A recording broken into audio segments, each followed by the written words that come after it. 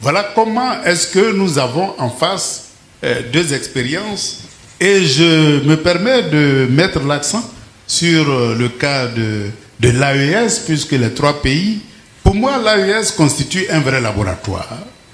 Voilà trois pays qui veulent se débarrasser des différents accords de coopération et qui ont décidé d'unir leurs forces militaires pour faire face à toutes les menaces djihadistes et les manœuvres impérialistes.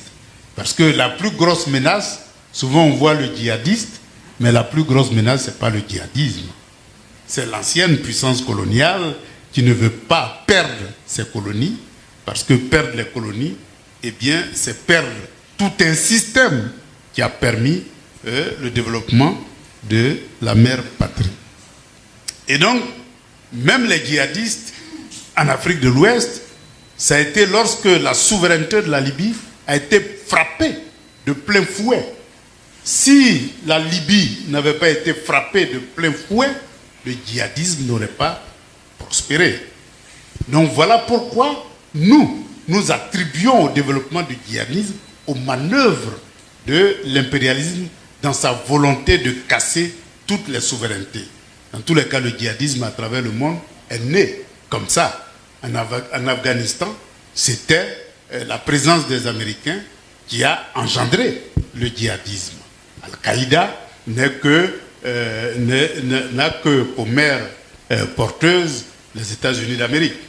Et donc, nous voyons que le phénomène djihadiste, derrière se cachent toutes les manœuvres d'hégémonie à l'échelle mondiale du système impérialiste, et que ces manœuvres hégémoniques-là ont pour seul objectif de casser toutes les souverainetés qui se manifestent à travers le monde.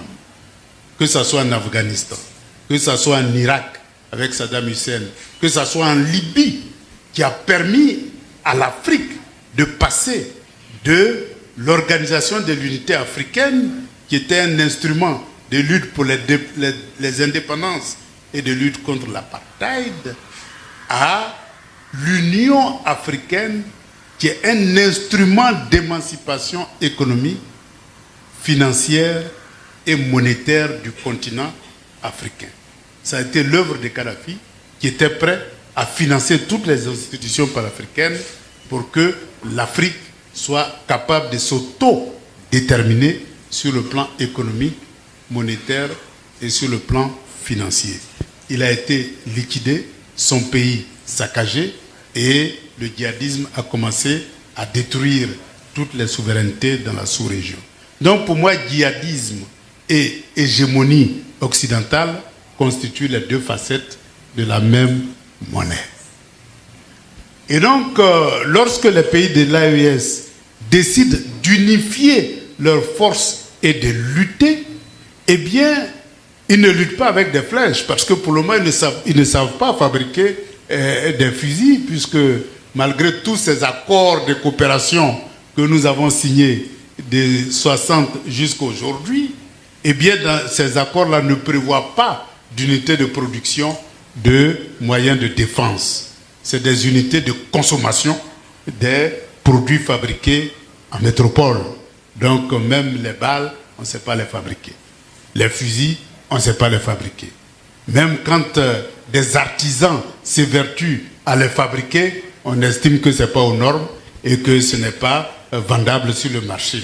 Et donc, ils sont exclus du commerce de ces produits-là. Ils n'ont même pas le soutien de leur propre État pour aller au-delà, parce que c'est un marché que vous attaquez et la concurrence n'est pas permise dans ces circonstances-là. Donc, voilà un peu la situation dans laquelle nous vivons. Maintenant, tout ce système est chapeauté par le système du franc CFA. Comment fonctionne le mécanisme du franc CFA? Eh bien, vous exportez des matières premières, eh bien, les devises qui sont collectées par ces matières premières, eh bien, n'appartiennent pas au pays qui a exporté les matières premières. Ces devises-là rentrent dans un fameux compte d'opération. Et ce fameux compte d'opération, en Afrique de l'Ouest, ils l'ont supprimé, mais c'est toujours la même chose. Si ce n'est pas dans un compte d'opération, c'est dans une banque occidentale, donc ça ne change rien du tout. Et en même temps, la parité qui est fixée entre le franc CFA et l'euro a pour seul objectif de vous donner les moyens de consommer. Parce que cette relation franc CFA euro, si vous voulez investir dans le secteur industriel et que vous faites un bon dossier, bon, elle sait bien le faire, les études de rentabilité, les études d'impact environnemental, un très bon dossier rentable que vous déposez à la banque, on va vous demander une garantie de 100% du crédit que vous demandez. En termes clairs, c'est un refus poli. Parce que si vous avez de l'argent, à quoi bon m'adresser à une banque qui va me fixer des intérêts de 15-17%? Je prends mon argent et j'investis. Mais lorsqu'on vous impose ça, c'est un refus poli.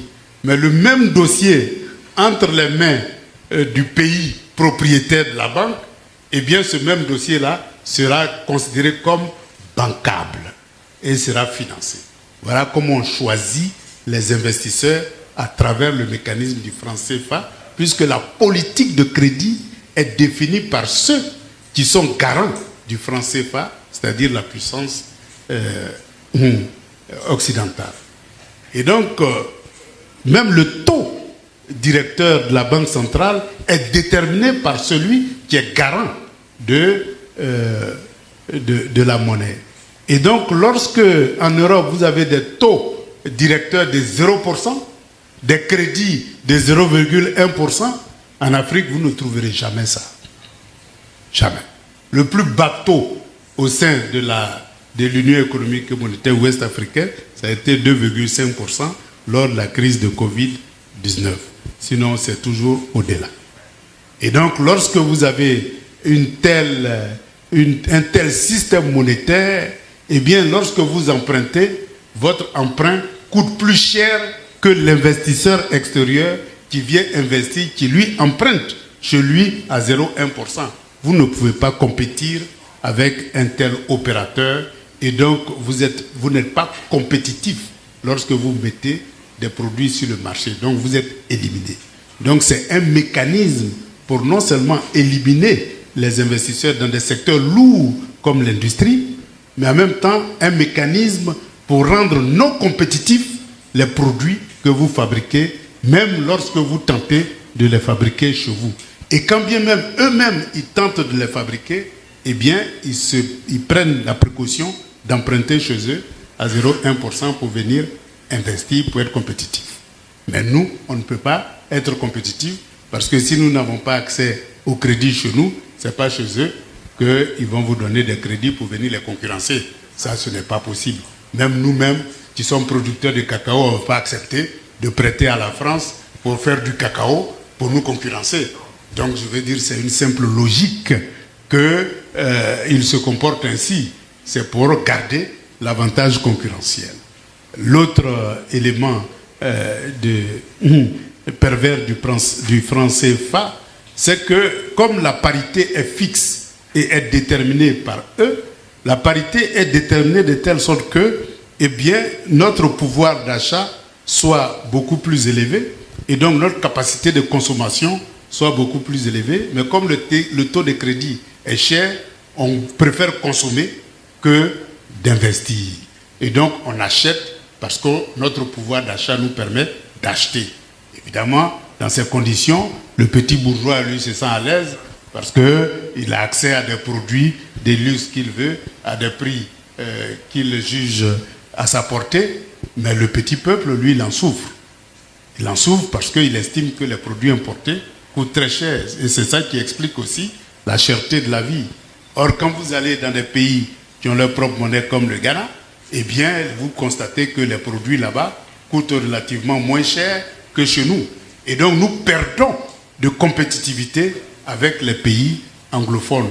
C'est pour ça que vous constatez que des pays comme le Nigeria et le Ghana ont un embryon de développement industriel beaucoup plus étoffé et réussissent même à mettre en place des politiques de transformation de leurs matières premières en produits finis selon leur volonté politique. Mais nous, on n'a pas cette chance-là parce que lorsque nous nous industrialisons, on ne peut pas compétir avec eux. À plus forte raison, compétir avec les Chinois.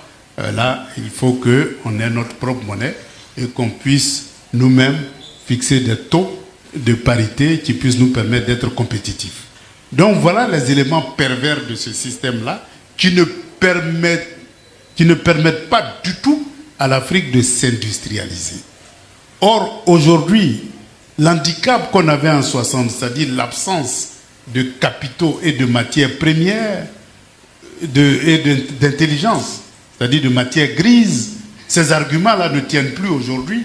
Puis en Côte d'Ivoire, on sort pratiquement chaque année des écoles professionnelles et d'universités, près de 400 000 jeunes. Et sur les 400 000 jeunes, il n'y a que 25% qui ont accès à un emploi et tout le reste, eh bien, ils sont au chômage, y compris des docteurs, de grands spécialistes, des spécialistes de toutes sortes, qui sont au chômage, y compris même l'expertise. Pulchéry Ballet, à côté de moi, qui sont au chômage. Et donc, vous comprenez que, en termes de matière grise, on ne peut plus utiliser ça comme prétexte. Nous avons tellement de matière grise que des docteurs sont au chômage. Donc, il faut, pour qu'on puisse utiliser cette expertise-là, passer d'une économie primaire à une économie de matière grise pour produire des produits finis. Et donc, industrialiser le continent africain si nous voulons absorber ce lot de jeunes qui sortent des écoles. Or, cela, avec le mécanisme du franc CFA tel que je viens de vous détailler aujourd'hui, ce n'est pas possible. Et même si c'est possible, on va vous enlever. Parce que l'armée française est là, son rôle, c'est d'empêcher cela. Sauf quand eux-mêmes, ils veulent installer des usines. Souvent, on dit le cacao, bon, on transforme 20%. Mais souvent, c'est les fèves qui ne sont même pas commercialisables sur le marché international. Et donc, la politique de transformation est encore un moyen d'optimiser les fèves de cacao qui ne sont pas exportables. Et donc, là, dans ce cas, eh bien, il y a des mécanismes de transformation. Mais quels sont ceux qui peuvent investir, puisque vous et nous, nous n'avons pas accès à des crédits conséquents pour pouvoir financer ces éléments-là. Et donc, voilà un peu les obstacles du franc CFA. Et le gardien du franc CFA, qui sont les armées qui sont installées en Afrique et qui donnent priorité sur nos matières premières et nous obligent, à travers le mécanisme du CFA, d'importer uniquement dans des pays qui sont garants de notre monnaie. À titre d'exemple, si vous voulez importer de Russie ou de la Chine, eh bien, sans l'autorisation de la Banque centrale ou bien de la Banque européenne, qui garantit à peu près la Banque de France, puisque c'est elle qui garantit notre monnaie, eh bien, sans leur autorisation, eh bien, ce n'est pas possible. Puisqu'on va vous dire que vos devises ne permettent pas d'importer là-bas. Vaut mieux importer ici, on peut vous faire des crédits et ça permet aussi de justifier l'endettement de ces pays-là. Et donc, le mécanisme du franc CFA, il est fait pour sélectionner les produits que vous pouvez importer hors zone franc CFA et en même temps de vous conduire sur un chemin de non-développement. Voilà un peu les méfaits de ce mécanisme-là. Donc, si nous voulons nous émanciper, la question de la monnaie doit être au cœur de nos préoccupations. Et c'est ça qui constitue aujourd'hui la priorité des pays de l'AES. Bon. Puisque souvent, j'ai la chance de discuter avec eux, mais eux, leur stratégie est très simple. C'est d'abord reconsidérer la question de la monnaie en constituant beaucoup de réserves en or. Parce que vous le voulez ou pas, même les monnaies européennes sont garanties par leur stock d'or. C'est ça qui donne de la valeur à ces monnaies-là. Sinon, quand vous voyez le déficit en France, le déficit aussi bien interne qu'externe, vous vous posez la question de savoir mais comment ces pays-là ne subissent pas des plans d'ajustement structurel. Mais ils ont la capacité de lever du financement sur le marché international parce qu'il y a une contrepartie qui est là, c'est les réserves d'or. Et donc les Américains, ils ont la possibilité de lever tous les financements qu'ils veulent. Bon, eux, c'est un peu différent parce que eux, leur dollar, c'est la monnaie des réserves mondiales. Donc ils peuvent en produire si vous avez besoin de faire des achats au niveau international. Donc eux, ils n'ont même plus besoin d'or. Ils ont tout simplement besoin du dollar, de produire en masse quand vous en avez besoin, pour vous prendre ce que vous avez et vous donner les papiers estampillés dollars. Donc pour eux, c'est vraiment un problème réglé. Et c'est ça qui est au cœur du monde multipolaire que les pays BRICS veulent mettre en marche. Donc, l'AES a décidé de reconstituer ses réserves d'or comme au temps de Kanka Moussa, où sa puissance a été assise sur l'or. Quand ils auront atteint cette possibilité, eh bien, ils pourront faire le deuxième pas, c'est-à-dire créer leur propre monnaie, pour que cette monnaie-là ait la capacité de financer leur économie sans risque, puisqu'il y a l'or qui garantit un peu cette monnaie-là. Donc voilà un peu la stratégie qu'ils sont en train de mettre en place. Donc ils ont révisé tous les accords de concession sur l'or et ils deviennent majoritaires sur leur or.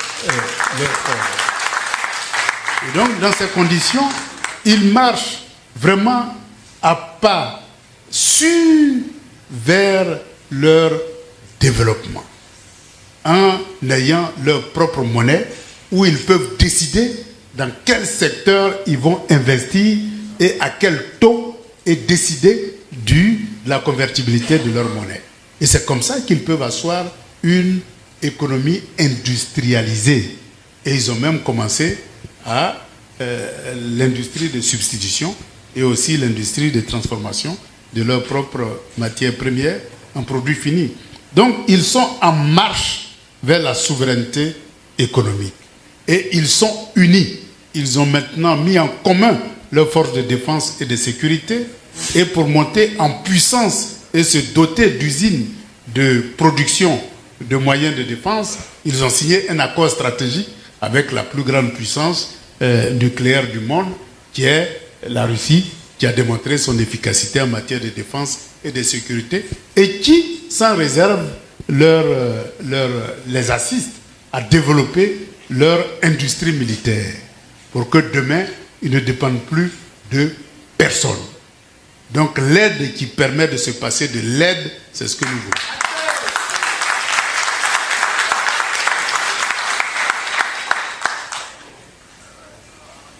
Donc voilà leur stratégie. Et je crois que ce laboratoire-là va nous permettre progressivement de tirer toutes les leçons pour que l'Afrique de l'Ouest passe de la CEDEAO à une véritable confédération des États de l'Afrique de l'Ouest. Et c'est comme ça que toutes ces forces-là vont être confédérées pour asseoir des systèmes multilatéraux qui puissent permettre de s'émanciper sur le plan monétaire, sur le plan économique et sur le plan financier. Et donc, comme la CEDEAO même a reconnu que nous devons passer de la CEDEAO des États à la CEDEAO des peuples, eh bien la voie est ouverte pour donner une nouvelle configuration à l'architecture de gouvernance de l'Afrique de l'Ouest. Et nous devons réfléchir quant au modèle de gouvernance que nous voulons, qui tranche avec les héritages des gouverneurs qui ont été transformés en président de la République, et éviter la concentration des pouvoirs et passer de la concentration des pouvoirs au partage des pouvoirs. Et donc cette expérience-là doit nous nourrir. Il y a évidemment d'autres expériences qui peuvent nous servir. Quand on prend la Chine a développé l'alliance des pays d'Asie du Sud-Est avec le Vietnam, le Cambodge, enfin tous les pays voisins, et à créer les tigres d'Asie. Tout simplement parce qu'eux, ils ont décidé que le capital doit se déplacer vers ces pays-là pour les industrialiser.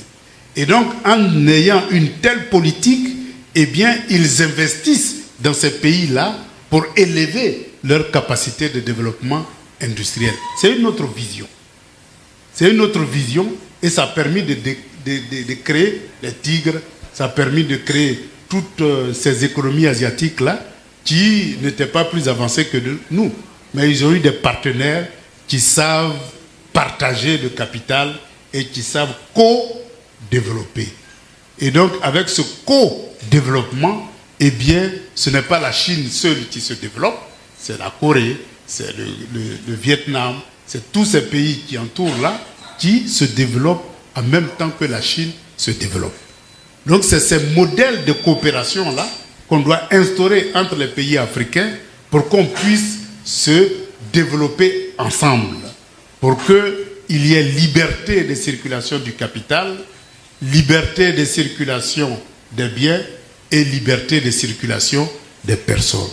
Si nous réussissons à construire ces libertés et que nous avons des mécanismes de financement autonomes, eh bien nous sommes capables demain de bâtir une Afrique unie et prospère. Et donc, voilà un peu ce que je peux dire du franc CFA et des accords coloniaux qui nous maintiennent encore dans le sous-développement.